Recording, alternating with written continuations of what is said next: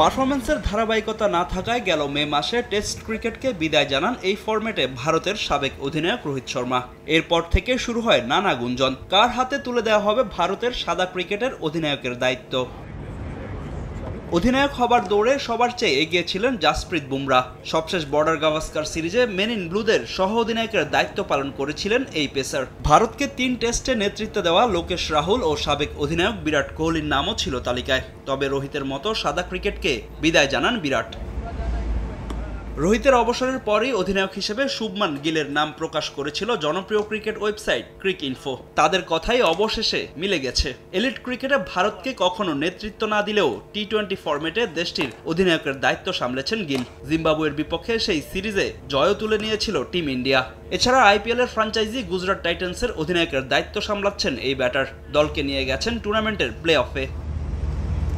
দীর্ঘমেয়াদী পরিকল্পনার অংশ হিসেবে গিলকে দেওয়া হয়েছে অধিনায়কের দায়িত্ব। তার সঙ্গে সহ অধিনায়কের পদ সামলাবেন ঋষভ পন্থ। আর ওয়ার্কলোডের কথা মাথায় রেখে বুমরাকে অধিনায়কের দায়িত্ব দেওয়া হয়নি বলে জানিয়েছেন বিসিসিআইয়ের প্রধান নির্বাচক অজিত আগারকার।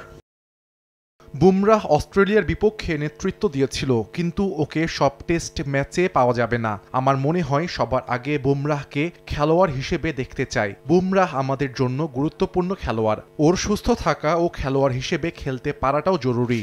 গিলকে অধিনায়ক ঘোষণার দিনে ইংল্যান্ড সিরিজের জন্য দল ঘোষণা করেছে ভারতীয় ক্রিকেট বোর্ড। 5 টেস্টের এই সিরিজ দিয়ে লাল বলের অধিনায়কত্ব শুরু করবেন গিল। শ্রীলঙ্কার বিপক্ষে এই সিরিজে টেস্ট চ্যাম্পিয়নশিপের নতুন চক্রের মিশন শুরু করবে মেন ইন ব্লু। তবে ভারতের এই দলে জায়গা হয়নি দেশটির তারকা পেসার মোহাম্মদ শামি। যা নিয়েও ব্যাখ্যা দিয়েছেন বিসিসিআইয়ের প্রধান নির্বাচক।